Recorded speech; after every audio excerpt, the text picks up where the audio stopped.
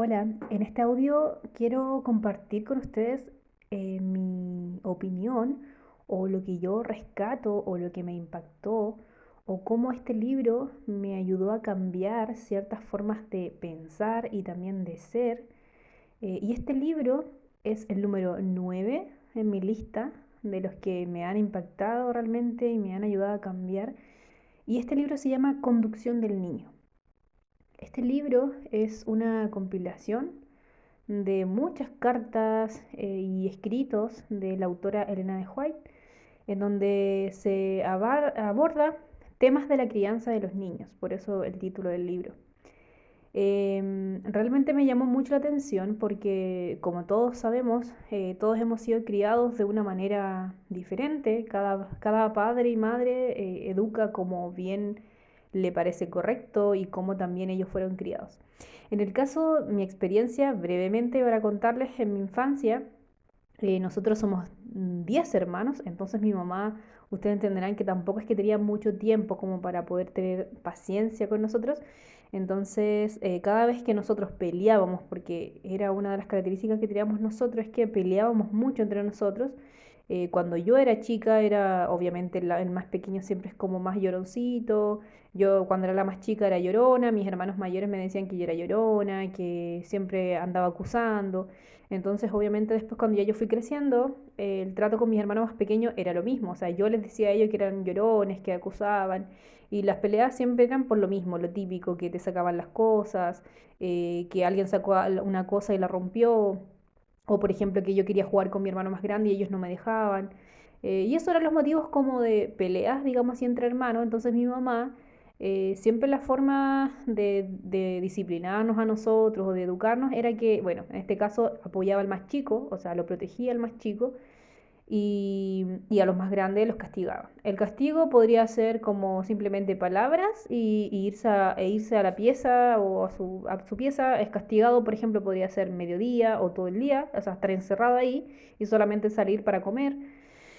Y los otros motivos, ya después creciendo, cuando ya yo no era la más chica, sino que ya fui creciendo, los motivos por los cuales mi mamá siempre me castigaba era porque yo no quería ayudar en la casa. O sea, por ejemplo, mi mamá me mandaba a hacer mi pieza o a lavar la loza, y como yo no quería, y yo creo como todo niño normalmente no va a obedecer porque obviamente nadie quiere, porque yo prefería estar viendo televisión, yo prefería estar haciendo nada a que lavar la loza. Entonces mi mamá me decía, ya, ¿no quieres? Entonces castigaba en tu pieza todo el día, por ejemplo, sin salir de la pieza. Esa era una manera y la otra era cuando ya éramos, por ejemplo, atrevidos con ella y le decíamos alguna palabra así, no sé, falta de respeto, mi mamá nos pegaba. Y ese pegar podía ser con la mano, podía ser con la correa, podía ser con una varilla de afuera de un árbol que teníamos que era un matico. Entonces le sacaba una rama, le sacaba las hojas y con eso nos daba como castigo. ¿Qué más también? A veces nos solía tirar unos zapatos por la cabeza, o sea, de alguna manera mi mamá siempre buscaba la manera de hacernos entender a nosotros que ella era la autoridad y que ella era quien mandaba en esa casa. Entonces, bueno, eso era como la forma de crianza de nosotros. Y como dije, éramos bastantes hermanos, entonces obviamente mi mamá tampoco tenía tiempo como para tener paciencia. O por ejemplo, cuando nosotros habían ciertas actitudes a ella que le molestaban de nosotros. Y ahora que yo ya soy grande, igual pienso que las heredé y a mí ahora me molestan las mismas cosas de mis hermanos más chicos. Entonces uno como que va heredando todo lo de los padres. Y una de las cosas que habla el libro es eso, de que los niños, por ejemplo, bueno, hay muchas cosas en realidad que me impacta de este libro porque son muchas cosas, pero voy a intentar rescatar las más importantes. Primero, los niños no piden venir al mundo. Entonces, si tú los trajiste, entonces se supone que tú te vas a hacer cargo de poder educarlos o al moldarlos a la manera correcta, porque los niños no nacen sabiendo todo, ellos nacen como en blanco y con ciertas tendencias a no hacer caso, porque ellos no tienen las herramientas aún mentales, hay temas que ellos no pueden entender aún porque son muy pequeños, y hay veces que los adultos como que creen o asumen que el niño sabe y lo tratan como un adulto. Entonces, yo en este caso, por ejemplo, pienso hacia atrás y muchas veces, no sé, mi mamá, por ejemplo, me decía, anda a lavar la loza y yo no quería. La manera correcta, pienso yo, según lo que también vi en el libro, era que antes de pedir quizá a un niño que haga algo, tú se lo debes enseñar desde pequeño, o sea, desde paso a paso. No como que dejar que tuvo un año, dos, tres, cuatro, cinco, seis, siete, ocho, y como a los 9 recién le dices anda a lavar la loza como de una. Entonces el niño obviamente lo va a sentir como que, pero lavar la loza, ¿por qué? O sea, si nunca lo hice antes. En cambio, ¿cómo se hace? La forma correcta es que de pequeñito, mientras, a ver, el niño nace, obviamente bebé no puede hacer nada, pero ya después cuando ya va caminando, cuando cada vez va creciendo, se le puede ir asignando como pequeñas responsabilidades, como muy pequeñitas según la capacidad que tenga. Pero según vaya creciendo, se le puede ir asignando más responsabilidades para que él poquito a poquito vaya aprendiendo. Y de hecho, ahora si uno investiga, por ejemplo, en el método Montessori, apunta a eso, o sea, de que el niñito que ya tiene 3 4 años puede lavar su platito, claro, siempre con supervisión de un adulto y no lo va a lavar siempre también, pero por último el niño está teniendo como un acercamiento a esa tarea y que cuando ya tenga 9 años, 10 años, ese niño lo va a hacer.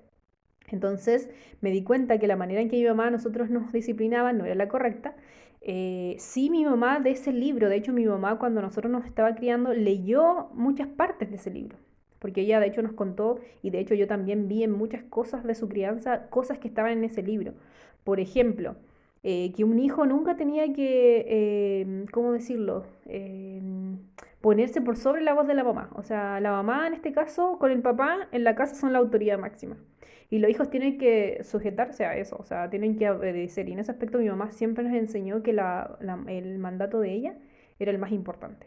Entonces, en ese aspecto, mi mamá sí puso autoridad en la casa y ninguno de nosotros nunca fue más allá de la voz de ella. Y de hecho, ella siempre decía, el día que ustedes quieran hacer lo que ustedes quieran, de la puerta de mi casa para afuera.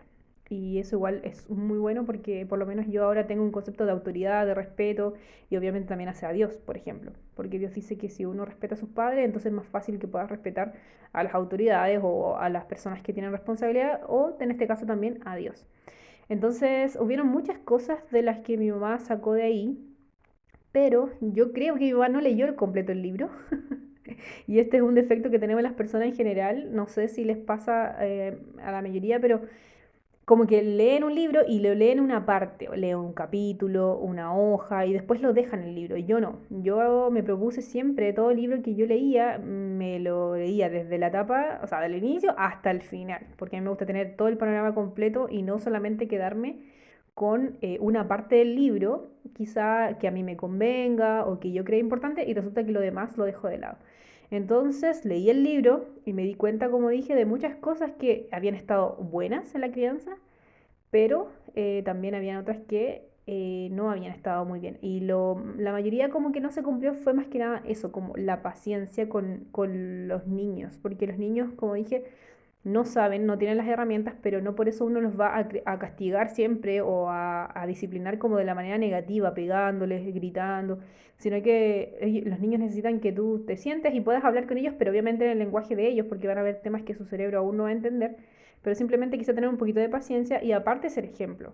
Porque los niños necesitan eso, el ejemplo. O sea, por ejemplo, ahora yo en este momento siendo adulta soy muy enojona, muy peleadora. Entonces, ¿eso por qué? Porque yo lo vi en mi mamá. También copié muchas cosas buenas que ella tenía, pero sí también copié las malas. Entonces ahora me está tocando criarme de nuevo, recriarme de nuevo, como para aprender de nuevo que así no es el trato con las personas, que así no es el trato con los niños. Los niños no aprenden cuando tú les gritas. Y que después en un futuro ellos, claro, quizá aprendieron, pero también van a ser así con las otras personas. Entonces, en general, esa fue como lo que yo podía hablar de ese libro, que realmente me impactó mucho en relación a la crianza y hay mucho más en realidad que destacar, pero yo diría que eso fue lo principal.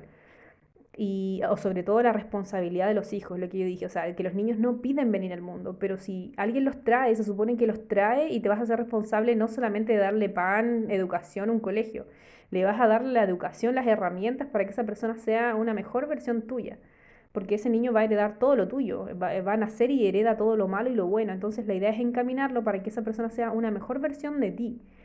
Y en ese aspecto yo por lo menos como que confirmé la responsabilidad que yo tenía, que mi mamá también me enseñó, a través de su vida también, de que no era llegar y tener un hijo. Mi mamá me decía, hija, no porque yo sea un ejemplo, sino que te lo digo porque como yo, tú ves, tuve 10 hijos, entonces eso no es bueno, mira, te desgasta, no tienes tiempo. Entonces, viendo ese ejemplo de mi mamá, entonces yo como que dije, ya, no voy a hacer eso, sino que realmente voy a ser consciente de que no es llegar y traer un hijo. En ese caso, no sé, me compro una mascota o veo otra manera de tener como algo que cuidar, pero que no tenga ese como impacto. Ahora, no estoy diciendo que nadie tenga hijos, no, sino que si lo vas a tener, entonces tienes que ser consciente de que eres responsable de ese pequeño, de esa pequeña, y obviamente esforzarte cada día, obviamente también pidiendo ayuda a Dios, porque humanamente hay cosas que uno no los puede hacer, pero sí, si tú pides ayuda, Dios te puede ayudar. De hecho, en una parte del libro también dice que hay veces que las personas adultas pierden como la paciencia, que tienen ganas de pegarle a los niños, y dice ella, la escritora, desafía a que en ese momento tú te apartes del lugar, vayas a un lugar solo y ores y pidas a Dios que te dé paciencia y que te dé esa como bondad o misericordia que Dios tiene con nosotros, porque al final la maternidad, la paternidad es como una réplica de lo que Dios siente por nosotros. Entonces, por ejemplo, cuando tú o yo nos equivocamos, no es que Dios no está ahí, que nos castiga, no, simplemente Dios deja que las consecuencias vengan y nos enseña y nos perdona si nosotros nos arrepentimos. El punto es que muchos padres olvidan eso y creen que los hijos tienen que ser así, así, y se olvidan de esa bondad que Dios tiene con ellos también. Entonces ella, también la escritora, apunta y desafía a las madres sobre todo a que cuando su hijo se equivoque, ellos piensen, las mamás piensen en que ella también se equivoca, que ella también necesita de Dios y que también necesita de perdón. Entonces, motivado e inspirado por esa actitud de Dios hacia ella debería también tratar a su hijo. Así que eso, muy buen libro, lo recomiendo el que no lo ha leído, así que ese es mi top 9.